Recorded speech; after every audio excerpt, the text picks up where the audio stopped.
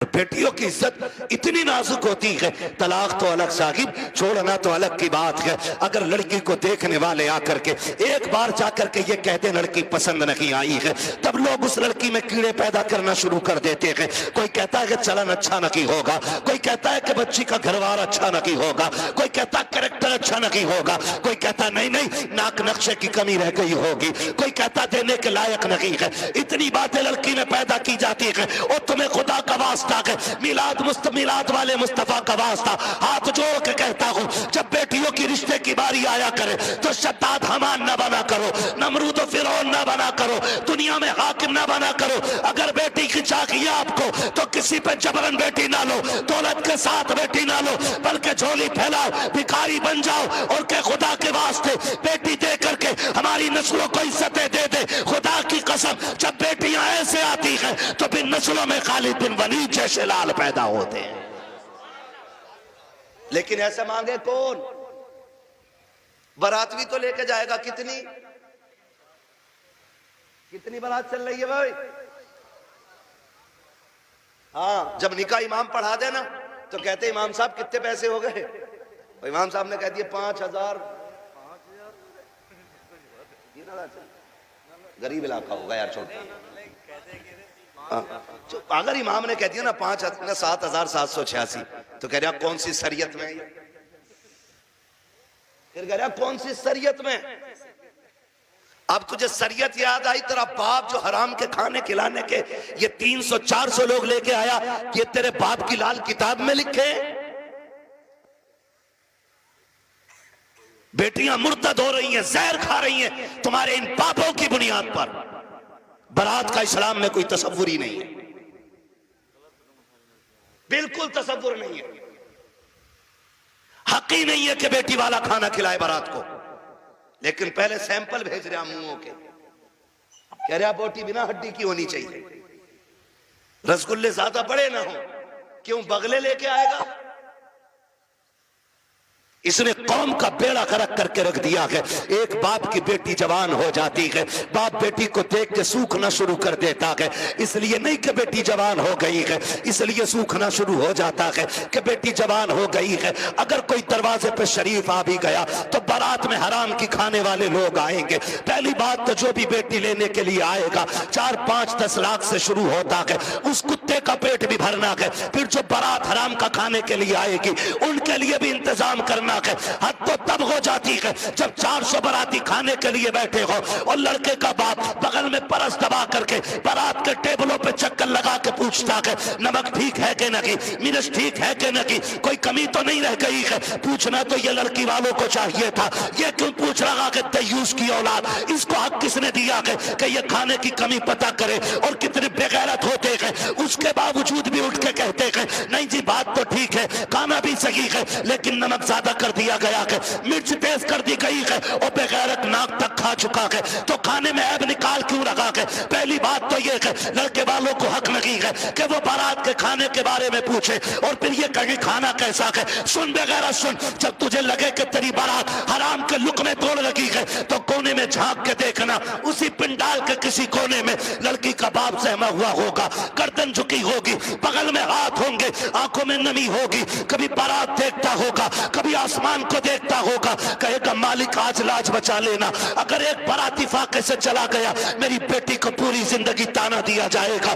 गरीब बाप खड़े होकर के अपने रब को आवाजें दे दे के कहता है मेरे परवरदिगार खाने में बरकत देना, अल्लाह खाना कम न पड़ जाए। और जब खाने से निकलता बंदा अगर वो पूछता कि बताओ खाना कैसा था, और एक बेटी के बाप से बड़ी बेगैरती से कह दिया जाता है कि खाना ठीक था लेकिन नमक की कमी थी, मिर्च ज्यादा थी, बाप का कलेजा टूट जाता है। मैं पूछना चाहता हूं अगर नमक ज्यादा भी था, मिर्च तेज हो गई थी, अगर तुम इतना कहते थे अल्लाह का शुक्र बहुत अच्छा खाना है, तो तेरा क्या चला जाता? कम से कम गरीब का मान रह जाता, उसका दिल रह जाता। तूने खाने का इनकार किया, उसका दिल भी तोड़ा, रब को भी नाराज किया। खुदा के वास्ते किसी का दिल ना तोड़ा करो, अगर हो सके तो दिल छोड़ दिया करो। अगर ऐसा करोगे काबे वाला भी राजी हो जाएगा, मदीने वाला भी राजी हो जाएगा।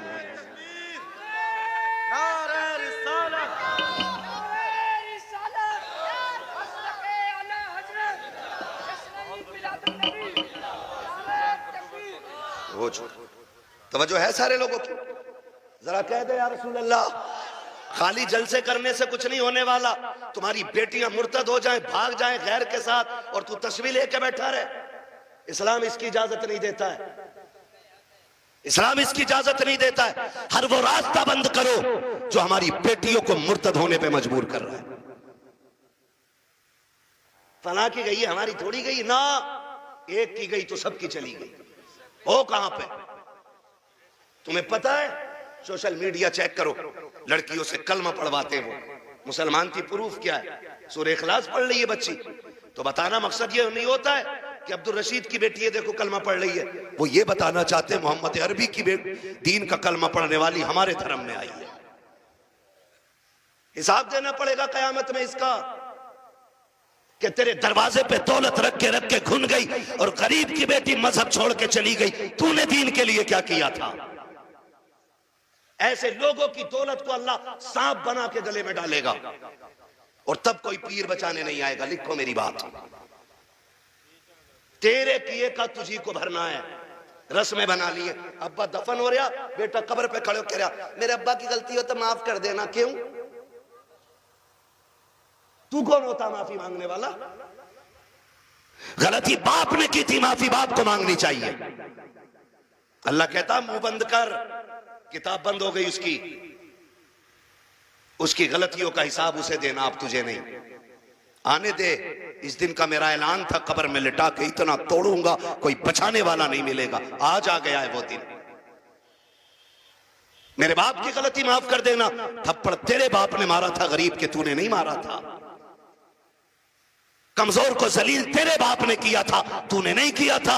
माफी तेरे बाप को मांगनी चाहिए थी। रस्में बना लिए, खाली रस्में। यही मर्दों के हाल है, और औरतें भी कम थोड़ी है। मर जा तो उसके कपड़े नोच लेती है। हाय जी माफ कर जाओ, हाय जी माफ कर जाओ। अब कुछ नहीं होने वाला। जीते जी एक दूसरे से माफियां मांग लो, जीते जी एक दूसरे से अपनी गलतियों का निपटारा कर लो, वरना कोई बचाने वाला नसीब नहीं होगा। कोई बचाने वाला नहीं मिलेगा।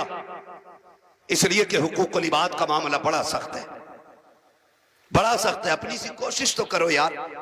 आका फरमाते तू अपनी सी कोशिश कर, फिर जहां नहीं बनेगी वहां बात बनाने के लिए मैं आ जाऊंगा। आलाज़त फरमाते वुसअतें दी हैं खुदा ने दामन महबूब को, जुर्म खुलते जाएंगे आका।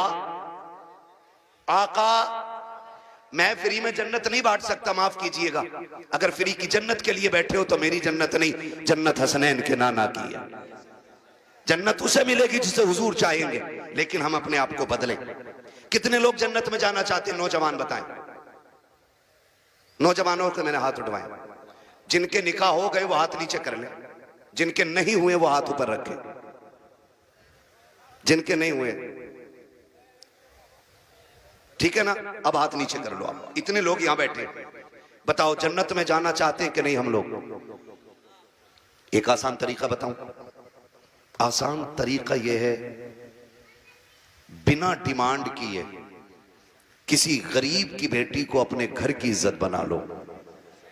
तुम्हें मरने में देर लगेगी, रब को कब्र को जन्नत बनाने में देर नहीं लगेगी। हाँ, कितने लोग वादा कर रहे हैं इंशाअल्लाह जहेज की डिमांड नहीं करेंगे। क्या बात है, सलामत ने हुजूर आपके हाथ देखें। अल्लाह करे इस महफिल की, उन्होंने नीचे कर लिया हाथ। हाँ, नहीं वो लगने गई होगी, अब्बा ने कही होगी मुंह तोड़ दूंगा तो बुलेट ना मिली तो। अब्बा भी बड़ा बेगैरत होता, हाथ नीचे करो, अब्बा याद आ गया। 1 मिनट नहीं बैठागा अब्बा को बुलेट पे ही, और अब्बा लिस्ट में सबसे ऊपर बुलेट लेके घूम रहा। हाँ, 1 मिनट नहीं बैठागा बुलेट पे अब्बा को, और अब्बा के हाथ में इतनी लंबी लिस्ट है। पिलाई पूछ लिया बेड में क्या इंची वाली है, 1 दिन नहीं बैठेगा बुढ़ा बेड पे। और गरीब का जीना हराम करने में सबसे आगे हैं? नहीं अब्बा ही कर रहा है। तो कितने लोग जन्नत में जाना चाहते हैं नौजवान, जरा बताएं। मैं आसान तरीका बता रहा हूं। सारे जाना चाहते हैं ना? हाथ नीचे कर लो, खुदा सलामत रखे। पूर ससुर के देने से नहीं पड़ती है, किसके देने से पड़ती है? बहुत कमजोर लोग हो यार। हमारा रब कौन है? तब पता है ना, तो फिर बोलो किसके देने से पूर पड़ती है? तो ससुर से मांगना चाहिए कि अल्लाह से? बोलो किससे? तो इसे कुत्ता ना कहूं जो ससुर के आगे यूं कह रहे हैं 10 लाख चाहिए, कोई दिक्कत ना ना। कुत्ता वो खाता जो फेंका जाता है, और ये कुत्ते से बदतर है जो छीन के ला रहा है। कितने ऐसे लोग हैं ना, कितने होशियार होते हैं, इतने होशियार होते हैं। रिश्ता करा दो साहब, कोई डिमांड करना ना, कुछ ना, खाली लड़की दिलवा दी।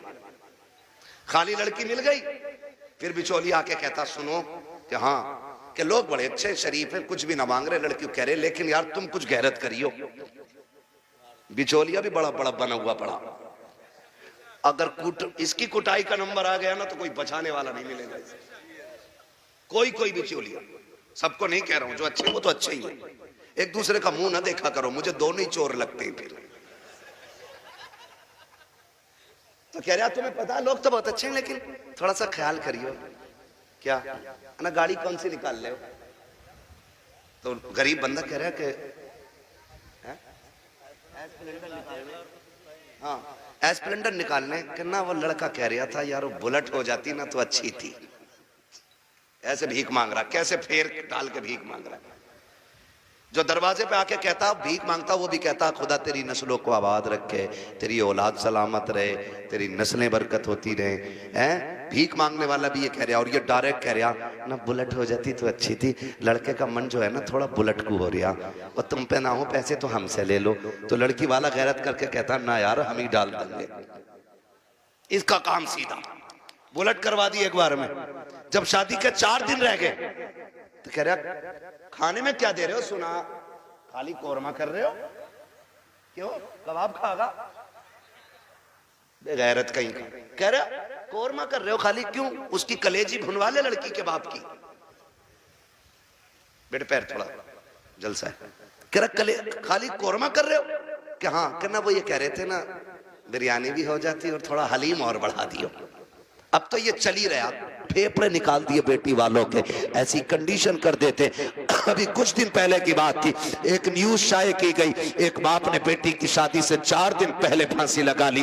क्यों फांसी लगाई? तारीख का ये बाप इस दौर के कलंक बन करके माथे पे चमकता रखेगा, सिर्फ इसलिए कि जब बेटी के निकाह के 3 दिन बाकी रह गए थे तब ससुराल वालों ने लिस्ट बनाकर जहेज की भेजी। उसमें महंगे महंगे सामान भी थे। गरीब बाप जब शाम को घर पे आया, खाने के लिए बैठा तो लुक़्मे हलक से नहीं उतरे। बेटी बेटी होती है, समझ गई। अब्बा बात क्या है, क्यों नहीं खा रहे हो? कहा बेटी कुछ नहीं है। अल्लाह अकबर। बेटी कहती है अब्बा मेरी वजह तो नहीं है? कहा नहीं बेटी तेरी कोई वजह नहीं है। तारीख गवाह है कि वो बाप जो दिन भर ठेला लगाता था, जिसको बाप की बेटे की रुखसती करनी थी, उस बाप ने रात के सन्नाटे में फांसी लगा करके अपनी मौत को गले लगाया।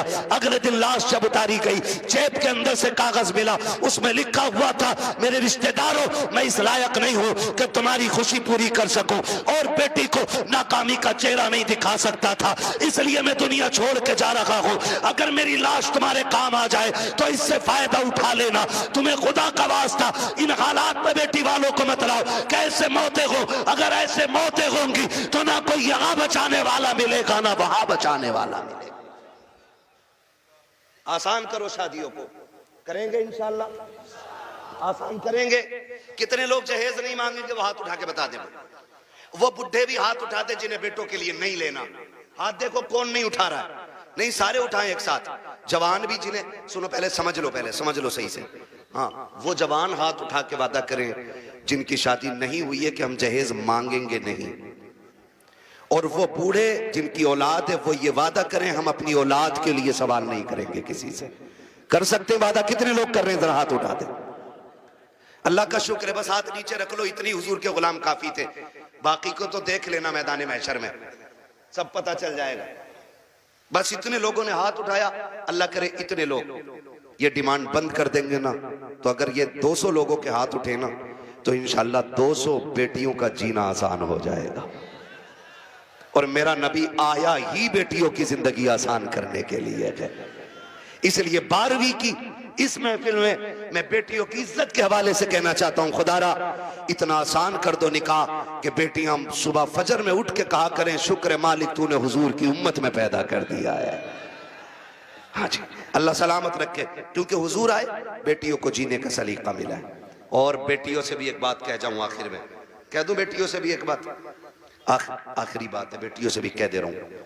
बेटियों से गुजारिश है, कभी भी अपने बाप के सामने खड़ी ना होना। खड़े होने का मतलब यह है कभी बाप के मुकाबले में ना आना। कभी ऐसा नहीं होना चाहिए कि बाप के जायज फैसले पे तुम इनकार करो।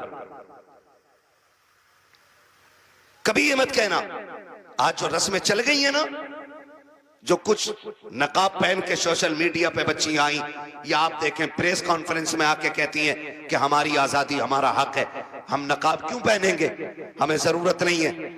ऐसी बच्चियों को देख करके कई बच्चियों की सोचें बिगड़ती जा रही हैं। मैं बेटियों से गुजारिश करना चाहूंगा, कभी बेटियां बाप के मुकाबले में आके खड़ी ना हो, और कभी ये ना कहें कि मेरा जिस्म मेरी मर्जी है, मेरा वजूद मेरी मर्जी है। मेरी बेटी, अगर रुखसती की बात निकाह की आए ना, तो कभी बाप से जहेज की फरमाइश ना करना। कभी ये मत कहना अपने बाप से कि अब्बा जैसा फलां की बेटी को जहेज मिला वैसी मैं लेके जाऊंगी, इसलिए कि हो सकता है तेरे बाप का कब्जा ना हो। इसलिए कि हर बाप अपनी बेटी को अपनी हैसियत से बढ़ के ही देना चाहता है। ये क्लियर, हर बाप अपनी बेटी को सुन रहे हैं, हैसियत से बढ़ के ही देना चाहता। इसलिए बेटियों से गुजारिश है, अगर रुखसती की बारी आए और बाप पूछ भी लेना, बेटी बता क्या क्या चाहिए, तो उसके कदमों में बैठना और उसके आगे दुपट्टे की झोली बनाना, कहना अब्बा अगर देना है ना तो चंद मोहब्बत की दुआएं बेटी की झोली में डाल दे। इसलिए कि तेरी दी हुई महंगी वॉशिंग मशीन 4 साल में खत्म हो जाएगी, तेरा दिया हुआ फ्रिज 3 साल में गल जाएगा, तेरी दी हुई बाइक साल 2 साल 10 साल में टूट जाएगी। प्यार भरी दुआएं दे दे, आखिरी सांस तक काम आती रहेंगे। और कभी बाप के मुकाबले में बेटियों खड़ा ना होना, कभी इनको जलील ना करना।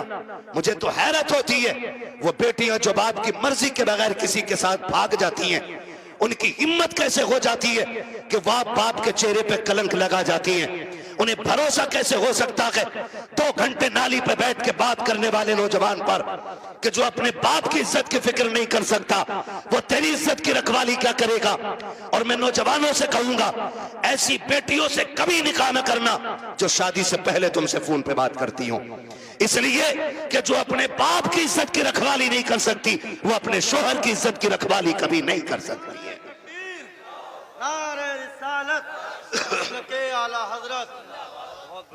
आपसे कहना चाहता हूं, मत कीजिए ऐसी बच्चियों से शादियां जो शादी से पहले आपके साथ फोन पे बात कर रही हैं। इसलिए कि जितना बाप ने एहसान तुम पे किया है ना बेटियों, तुम्हारा शोहर नहीं कर सकता है, नहीं कर सकता है। और ये तेरा मजनू लुल, ये 3 घंटे मच्छरों से कटवाने वाला नाली पे बैठ के और कह रहा तुझे चांद तारे दिखाऊंगा, जो खुद मच्छरों से नहीं बच रहा ये चांद तारे दिखागा। हाँ, और फिर बाप की इज्जत पे कालिक पोतने वाली बेटियों का अंजाम या तो फ्रिज में टुकड़े मिलेंगे, या बोरी में रोड पे मिलेगी, या ईख के खेत में टुकड़े मिलेंगे, या फ्रिज में पैक मिलेगी। इसलिए कि लव मैरिज के अंदर कितने दिल तोड़े जाते हैं, कितनों की इज्जतें उड़ाई जाती हैं, कितने दिलों से खिलवाड़ होता है, ये कोई नहीं जानता है। इसलिए इस तरह की शादियों पे लानतें बरसा करती हैं। अरेंज मैरिज कर, माँ बाप की मर्जी से कर, खुदा की कसम जिसमें सबकी रजा होती है उसी में खुदा की रजा होती है।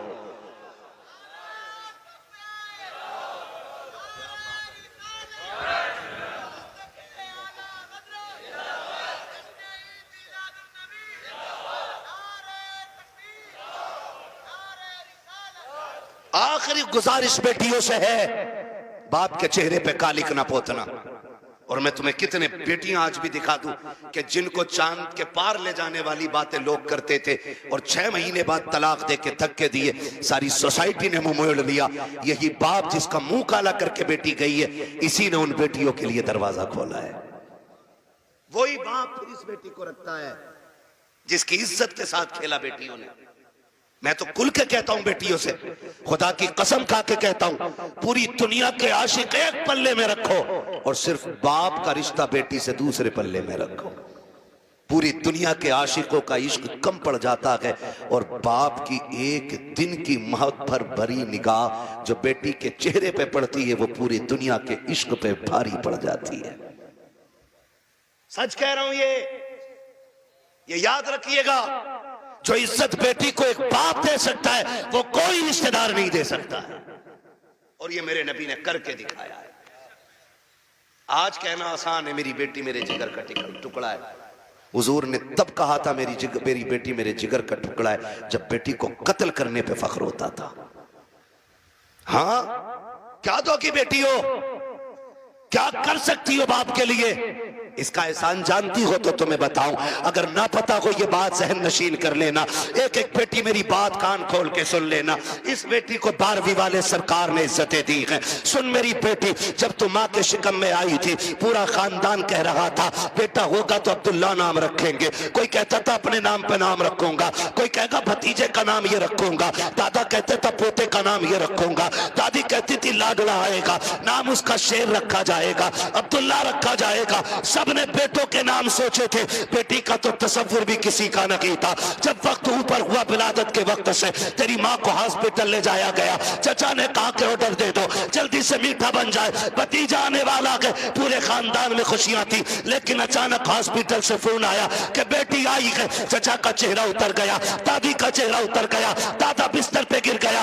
वो जो मीठे बने थे लोगों ने ऑर्डर कैंसिल कराए, दुकान वालों ने कहा क्यों नहीं लेता, कहा बेटा आता तो लेता, भतीजा आया कि इसलिए मीठा नहीं चाहिए, ये कह के मीठा टुकड़ा दिया गया था क्योंकि तू पैदा हो गई है। दुनिया ने तुझे मनहूस समझ रहा है, दुनिया आज भी तुझको वैल्यूएबल नहीं मान रही है। खुदा की कसम खा के कहता हूं, जब चचा को तेरे आने से तकलीफ, दादा को तेरे आने से तकलीफ, दादी का चेहरा तेरी वजह से उतरा है, सब ने तुझे टुकराया। एक बाप ही तो था जो हॉस्पिटल सीना उठा के गया था और इसने तुझे गोद में उठा के तुझे चूम के कहा था दुनिया लानत दे रखी है, लेकिन शुक्र है अल्लाह ने मुझे जन्नत का टिकट अता फरमा दिया है।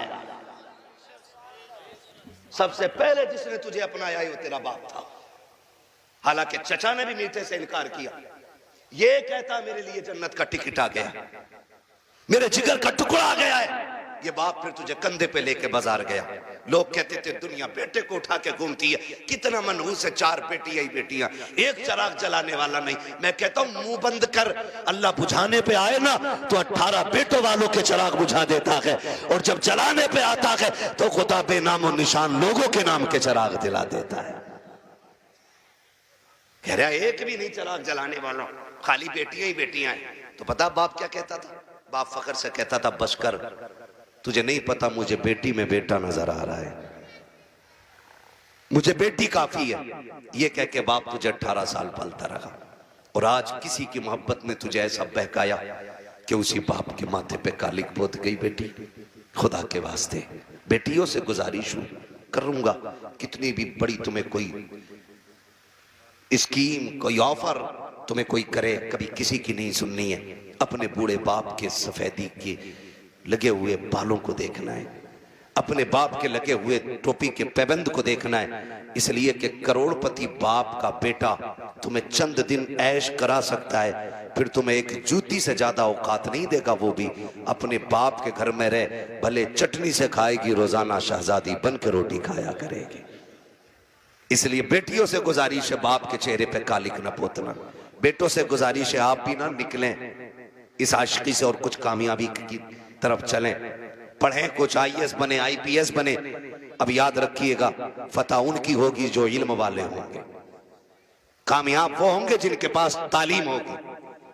अब दौर बम बारूद का नहीं, अब दौर कलम का है।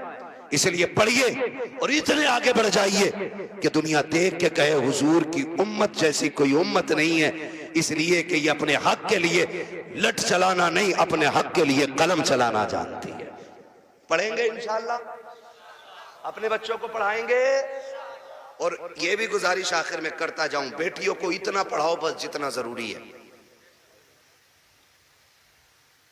इसलिए कि जितनी मुर्तद हो रही है वो school, colleges, hostel, service, duty, ये करने वाली बच्चियां ज्यादातर बाप के मुंह पे कालिक पोत रही हैं।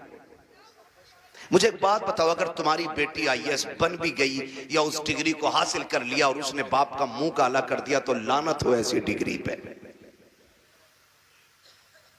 डिग्री वो बेहतर है कि जिसकी वैल्यू कब्र में भी काम आए और हश्र में भी काम आए।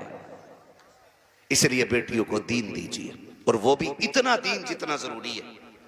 मैं इसके भी खिलाफ हूं कहीं ने 10-10 साल के लिए मदरसे में रखो, इतना जितना जरूरी है। बस बच्चियों को दीन दें, बच्चियों को दीन दें, और बाहर निकलने से रोकें बेटियों को। पर्दे क्या, इनको हुक्म दें। बेटियां बोझ नहीं होती, रवैये बोझ पैदा